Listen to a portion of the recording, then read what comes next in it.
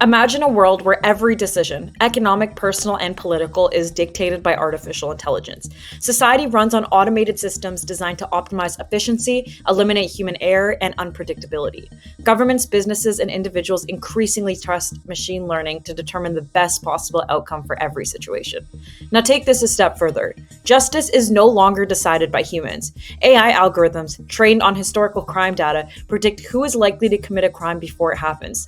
This vision, though dystopian, echoes the themes of 2002 sci-fi film Minority Report. In the film, justice was enforced by psychic precogs who foresaw future crimes and enabled law enforcement to arrest individuals before they committed any wrongdoing. The film raised profound ethical questions, such as if human behavior is predictable, can justice exist in a system where criminality is assumed to be inevitable? This is the case of Geolitica, formerly Predpol, a predictive policing software developed in 2012.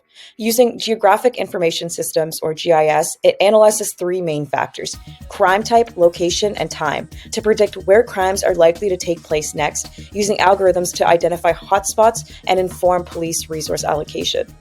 As a private company, Geolitica has been subscribed to on a contract-based model to governments, marketed as a system to improve police response times. Other actors include citizens affected by this technology, especially marginalized communities, policing units, and academics and activists that have pushed against predictive policing. But how did we get to this point? For much of the 20th century, policing relied on random patrols and reactive enforcement through a standard model.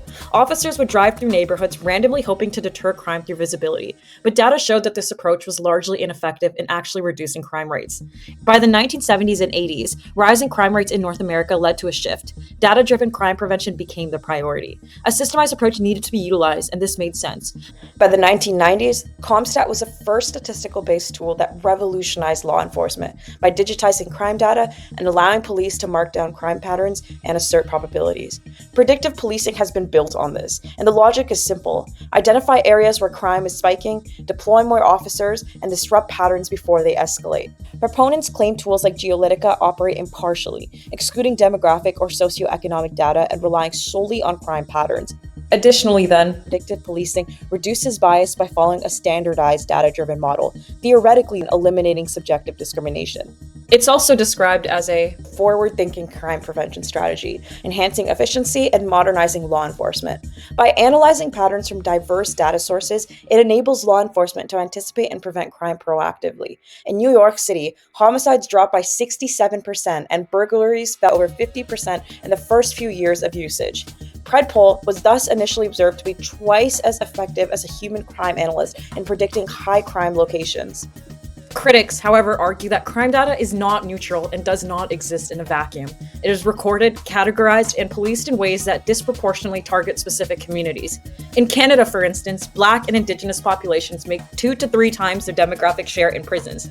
Predictive models thus do not eliminate bias, they automate it. Sophia Noble's Algorithms of Oppression highlight how AI systems reproduce historical power structures by reinforcing systems based on discriminatory datasets. In the context of predictive policing, Noble's framework highlights how historical policing biases become embedded within machine learning models. This results in a feedback loop of oppression where over-policed neighborhoods generate more crime reports, then data flags these communities as high risk, more police are deployed, leading to more arrests, and eventually reinforcing the cycle. Predictive policing also has the potential to fall into instrumentalized capitalism, where private tech firms profit from AI-driven surveillance while law enforcement normalizes it essential for public safety. It also pressures officers to overcompensate, reinforcing quota-based policing.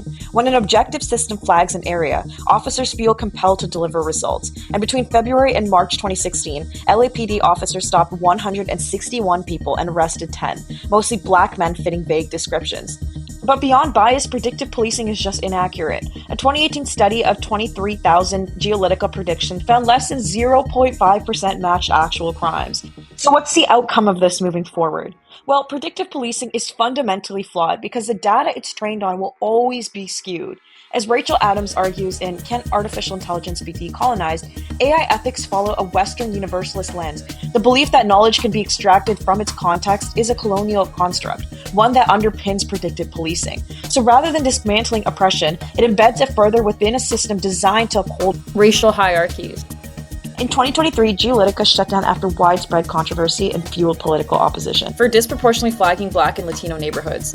One of the most controversial cases being the case of Keith Bursey Jr., a black individual shot and killed within a Predpol designated zone after being stopped for the smell of marijuana. He was one of 6 black and Latino men killed in these zones within 6 months. Despite its shutdown, predictive policing has merely rebranded. In August 2023, Sound Thinking acquired Geolytica's intellectual property, integrating it into its patrol management services. As public scrutiny grows, firms repackage the same flawed technology under new names. As AI further integrates into law enforcement, predictive policing may become the norm, fueling the technocratization of justice, where AI re-engineers us as computable. Corporate influence over policing will deepen, profiting from government contracts while legitimizing algorithmic discrimination. However, this does not mean that data-driven insights and technological advancements need to be abandoned altogether. Instead, governments must implement stricter regulatory standards, demand transparency from private firms, and reprogram algorithms so they are able to critically operate with the assumption that marginalized communities are overreported in data. Without accountability, AI-driven law enforcement will not serve justice. It will serve the power.